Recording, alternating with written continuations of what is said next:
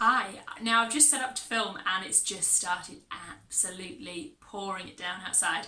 Thundering, lightning, so you might hear that, but it's quite exciting. There's literally a window right in front of me there and I'm just kind of watching it a bit mesmerised. So if I start to look over that way, you'll know what's going on.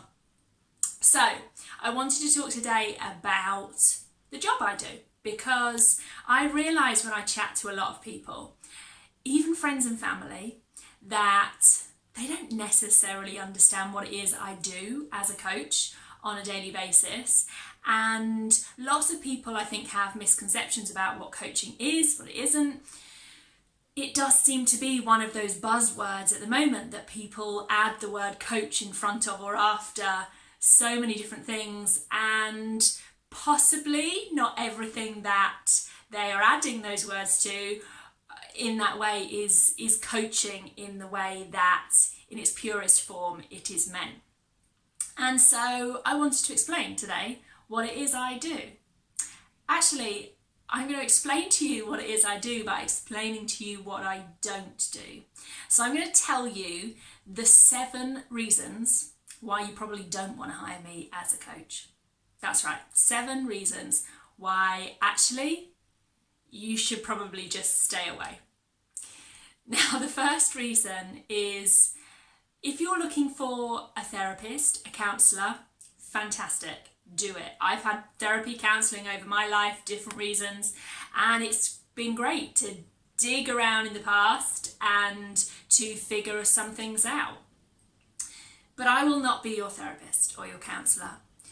As a coach, it's my job to think about your present and your future, and really to look forward. So we might explore the past every now and again, and things certainly from your past will come up, but we'll be looking at them to be able to really quickly see if there's anything to learn there, anything we can take forwards. And then lots of the skills that I've got as an NLP, neuro-linguistic programming practitioner, mean that we also can quite quickly, in a lot of cases, shift some of the blocks you've got from things that went on in the past, but in order to move forwards into your future.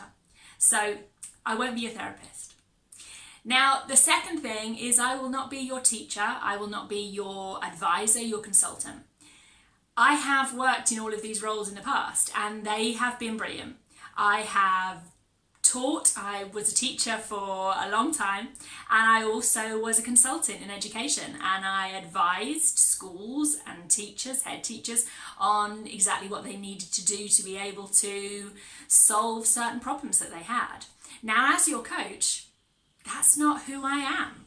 As your coach, you are the person who is the expert in your own life. You are the person who, even though it might not feel like it all the time, who is an expert in your mind, your thoughts, your feelings, your body. And so you will show up as the expert in our coaching relationship. It will be my job to ask the right questions, and I've got some good questions to ask, and to then reflect things back. So it's not just all questioning, although that really is the crux of a lot of the work we do, but also I'll be reflecting some of that stuff back, some of those stories you're telling yourself, so that you can see them in a different light. So one of the other things that is a reason you probably won't want to hire me as your coach is I am not going to fix you. I am not going to rescue you. And if that's what you're looking for, then by all means go out into the world and find someone who might promise you they can. But I know that I can't fix or rescue anyone. Just like you can't fix and rescue anyone other than yourself. And so I'm not there to do the work for you. I'm not there to fix you, because you're not broken. You actually have everything inside you, all the wisdom, all the answers that you need. I'll be there to ask those questions, reflect things back, challenge you in lots of ways, but also champion you to be able to sort those things out, those inner things, without needing to be fixed or rescued by anyone. Now, the other thing that I will not do is I will not be joining you in any of your wallowing or any of your pity parties. You can tell me until the cows come home.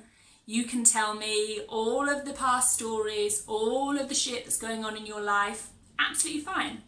But you will know that I am going to be coming back ready to challenge you on that stuff, ready to really move you forwards on it.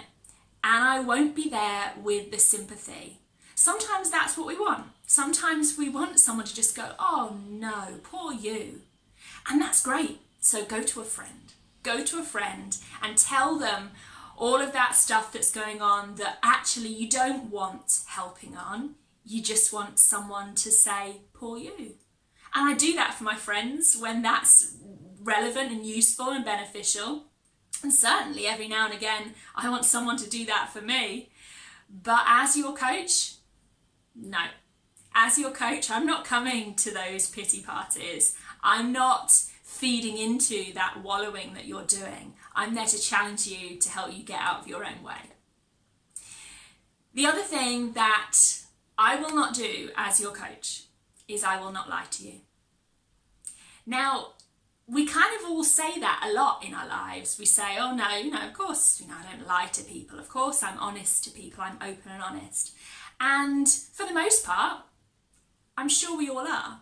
But actually, in polite society, we often sugarcoat the truth. And sometimes we do even lie, or if you want to say, tell half-truths about things to save people's feelings, to not come across as abrupt or rude, to not break rapport. And that rapport between two humans is absolute natural instinct, and we don't want to break it. And so in our normal everyday lives, that's one of the things I absolutely do. I try not to break rapport with the people around me, the people I'm friends with, the people in my family, acquaintances, people I meet. But as your coach, I'm not afraid to break rapport when it's needed. I'm not afraid to say the truth from the evidence that you've brought me, and it will never come from judgment, my judgment. It will be the evidence that you have shown. And I'm not afraid to reflect that evidence back in a really truthful way to help you to stop the self-sabotage and move away from those self-doubts. Now, the next thing that I will not allow you to do, a reason why you might not want me as your coach, because I'm not going to let you curl up in your comfort zone. I am going to be pushing you, challenging you. I'm going to be asking you to dream big. I'm going to be asking you, what do you really want? What do you really want in life? And then we're going to be looking at how you can achieve those things. And then the last thing is that I don't allow for low expectations. So if you're someone who likes that kind of undersell and over-deliver, which can work a lot of the time, it can give us a nice boost, maybe an empty boost, but a boost nonetheless. But that's not what we're going to do. I will have high expectations of myself and of you. And I will be championing you, empowering you to have high expectations of both of us as well. Because we want those big dreams so that you can really start thinking about what life's about for you. And not only achieving those small steps along the way, but really getting those things that you know will make you feel joyful, feel fulfilled, and just feel amazing. And that's what I want for you. And I know that's what you want for yourself. So if you're ready to have that for yourself, then maybe these 7 reasons why you don't want to hire me as your coach might turn into reasons why you do want to hire me. Because although I don't do all of those things, the thing I do is I help you to get out of your own way. I help you to dream big, find your purpose, find your passion, and to really embrace it. I help you to embrace that inner confidence that you have inside you. I help you to trust yourself and to trust what's going on in your mind, and to make sure that your mind is as clear as possible, that you've mastered this mind that can take you in different directions that you don't necessarily want, to the point where it's only guiding you and leading you in the direction you do want to go. So if you're ready to get out of your own way, if you're ready to be challenged and championed, if you're ready to have someone who's going to call you out on the bullshit that you're telling yourself, then that is the reason to hire me as a coach. I'd love to know, out of all of the reasons not to hire me as your coach, which one resonated? And why did it resonate with you? Drop me a comment, let me know. And I'll see you again next time. Take care.